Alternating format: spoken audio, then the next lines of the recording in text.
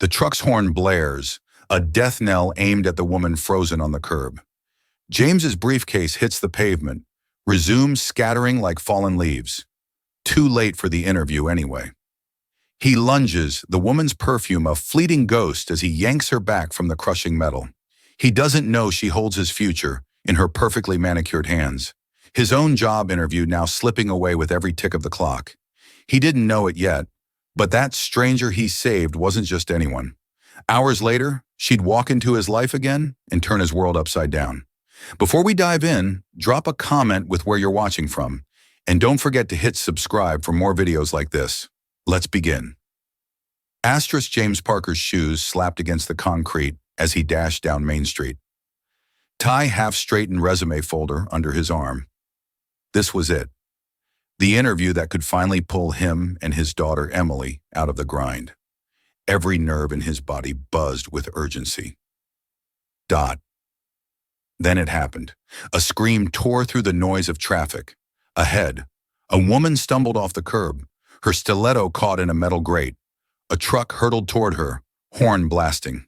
For a split second, the world froze. The crowd gasped, but no one moved except James. He dropped everything.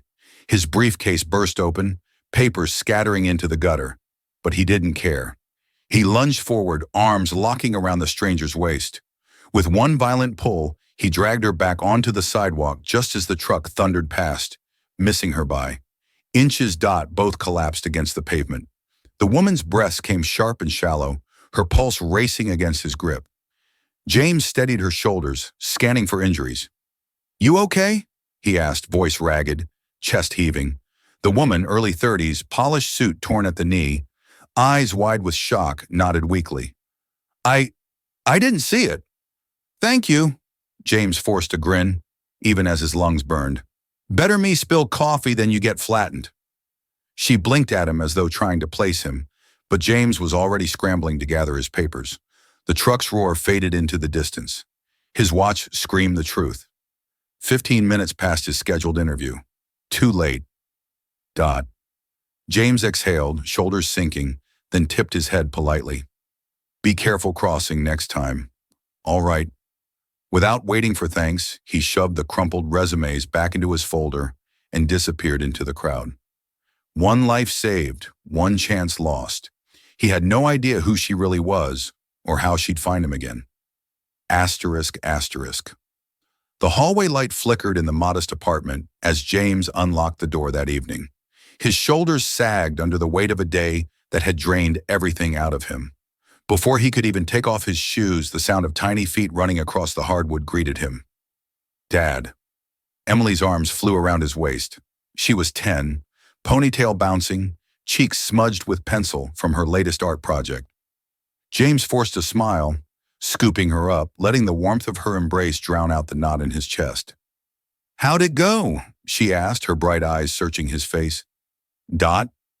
James hesitated. His daughter had been counting on this interview, had stayed up the night before helping him rehearse questions she didn't even fully understand. He wanted to tell her it had gone well, that brighter days were around the corner, but lying to her felt heavier than the truth. He brushed a strand of hair from her forehead. "Dad had a different kind of adventure today." Emily frowned, climbing onto the worn couch. "What do you mean? Did you get the job?" James sat beside her, his voice low. "I didn't make it, but someone needed help, and I couldn't just walk by. Sometimes life puts people in your path, and you have to choose." Her small shoulders slumped, disappointment washing over her features. For a moment, James felt the sting of failure cut deeper, but then she surprised him. She reached for his hand and squeezed. "You always say being good matters more than being important." James's throat tightened. "That's right, kiddo." He tried to hide the sting in his eyes as she leaned her head against his arm. They stayed like that in silence, the hum of the refrigerator filling the room. The interview was gone, but his daughter's faith in him still flickered like a fragile candle. Meanwhile, across the city, the woman he had pulled from death's edge sat in the back of a sleek black SUV. Her name was Claire Donovan, and she was no ordinary passerby. She was the CEO of Donovan Tech, a billion-dollar company known for its ruthless efficiency and sky-high expectations. But in that moment, the powerful woman wasn't thinking about quarterly reports or board meetings. She was staring out the tinted window, replaying the image of a stranger who had risked everything for her. She hadn't even asked his name. He had saved her life and vanished back into the crowd like a ghost. That kind of selflessness, rare, almost unbelievable gnawed at her thoughts.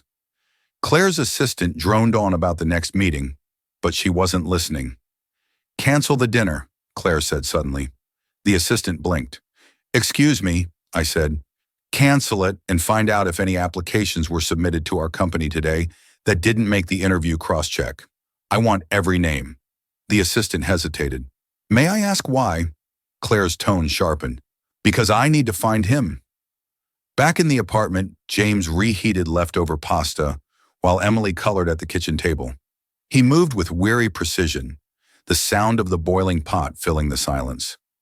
"You'll find another job, right?" Emily asked without looking up, her crayon scratching across the page. "I'll keep trying," James said, stirring the sauce. "I always do," but in his chest, the doubt churned. He'd already been rejected too many times. Being a single father with gaps in his resume didn't exactly impress most companies. Every door that shut made the hallway darker. Emily slid her drawing across the table to him. It was a picture of the two of them, stick figures. Yes, but happy one, standing in front of a house with a bright yellow sun. She'd drawn him taller than the building. "You're bigger than problems, Dad," she said. He chuckled softly, ruffling her hair. "I don't know about that." The following morning came too early. James rose before dawn, ironing his shirt for another job fair, determined not to let yesterday crush him completely. He tucked Emily's lunch into her backpack, kissed her forehead, and walked her to school before heading toward the bus stop. But fate, it seemed, wasn't done with him yet. A black car pulled up alongside him as he waited, the window sliding down. Inside sat the same woman he'd saved Claire Donovan, her expression unreadable behind expensive sunglasses. James blinked, startled. "You?" Claire removed her glasses slowly, her gaze steady. "Get in. We need to talk." James froze, his instincts screaming against stepping into a stranger's car. But something in her voice, calm, commanding, yet almost grateful, pushed him to open the door. Inside, the scent of leather and faint perfume wrapped around him. The car hummed forward, city streets blurring past. Claire turned to face him fully. "You cost yourself something important yesterday, didn't you?" James stiffened. "It doesn't matter. You're safe. That's what matters." Her lips curved almost into a smile. "Do you know who I am?" He shook his head. "I'm Claire Donovan, CEO of Donovan Tech." She paused, letting the words sink in. "And I owe you my life." James's brow furrowed. "You don't owe me anything. Anyone would have done the same." "No," she said sharply. "That's where you're wrong." People looked, people gasped, but no one moved. "You did." The air grew heavy in the car. Claire studied him like a puzzle she couldn't quite solve. "I had my assistant pull every missed application from yesterday," she continued.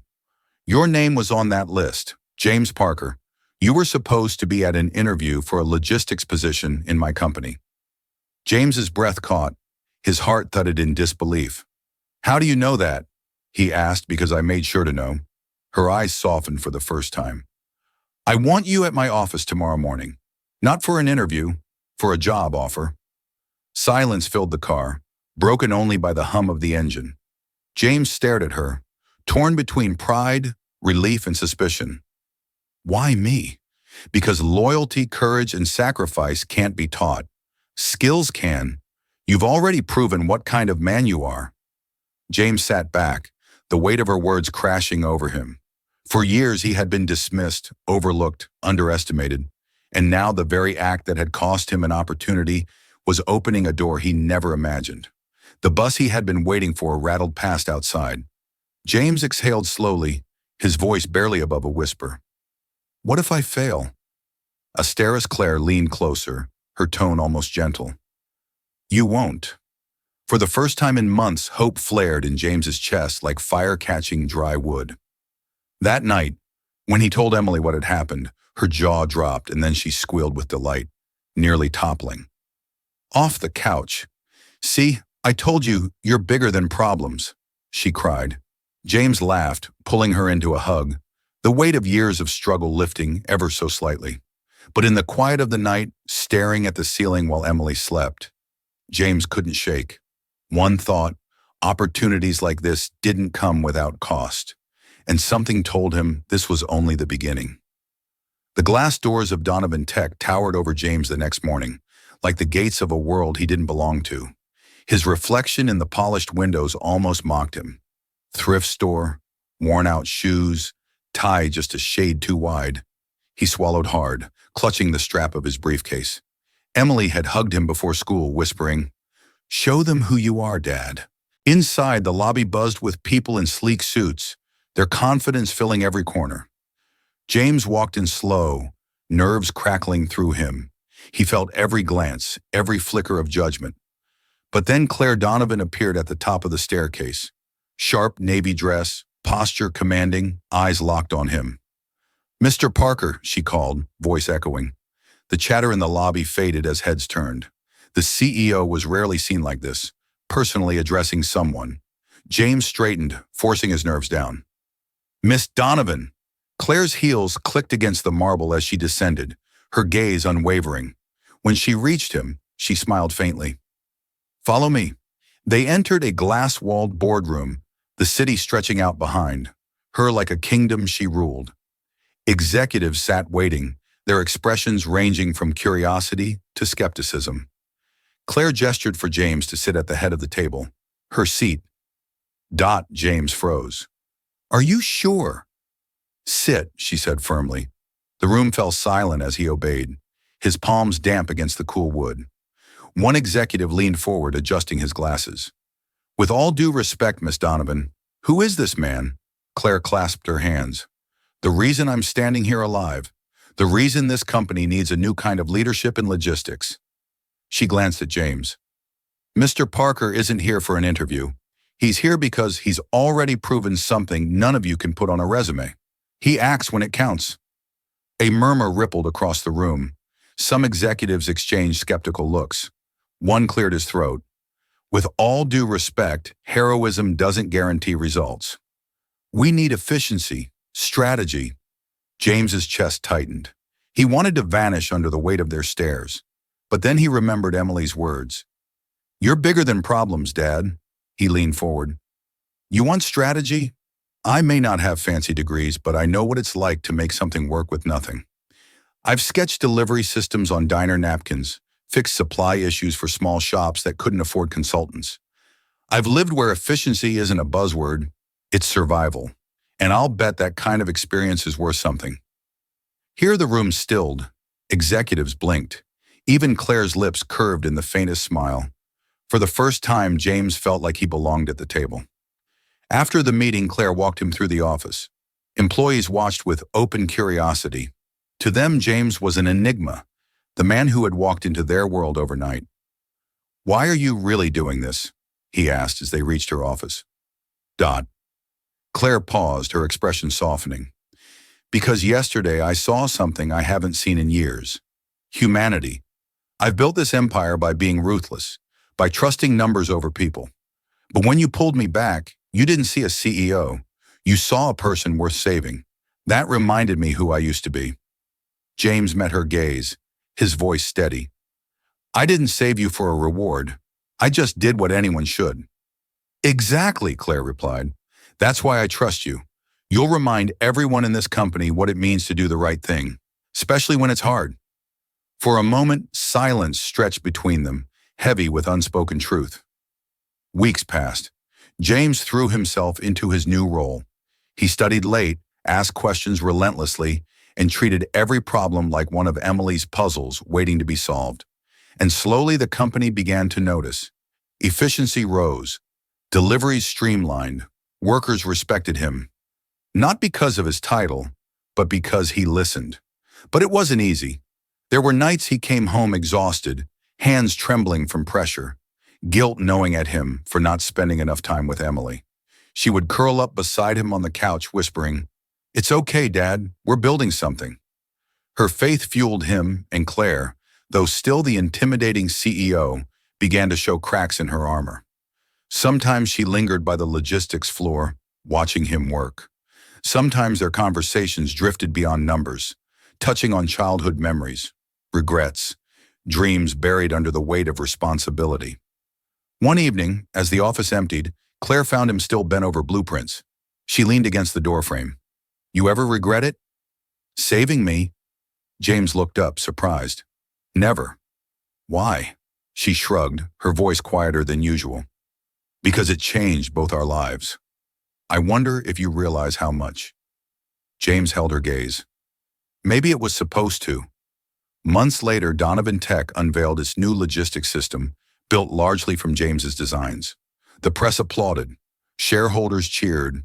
But the moment that mattered most wasn't in headlines that it was Emily sitting in the front row of the launch event, her little hands clapping wildly as her dad took the stage beside Claire. Tears blurred James's vision as he looked down at her. For once, she wasn't watching a man weighed down by failure. She was watching her father rise. Claire stepped forward, speaking into the microphone. Sometimes the greatest leaders aren't the ones who climb ladders. They're the ones who put others before themselves, even when it costs them everything. James Parker is proof of that. Applause thundered, but James only heard one voice, Emily, shout, "That's my dad!" He smiled, his heart swelling, knowing that this more than titles or money was victory. Later that night, after the crowd had dispersed and the lights dimmed, James stood with Claire on the balcony overlooking the city. You gave me a chance when no one else would, he said. Dot and Claire shook her head. You gave me something first. A reminder that life is more than numbers. I just returned the favor. They stood in silence, the city glowing beneath them. For James, the journey wasn't about becoming powerful or wealthy. It was about redemption, resilience, and a love of a daughter who believed he was bigger than every problem. And as he walked home hand in hand with Emily, her laughter echoing in the night air, James knew one thing for certain. Sometimes the doors that slam in your face only push you toward the ones you were always meant to walk through.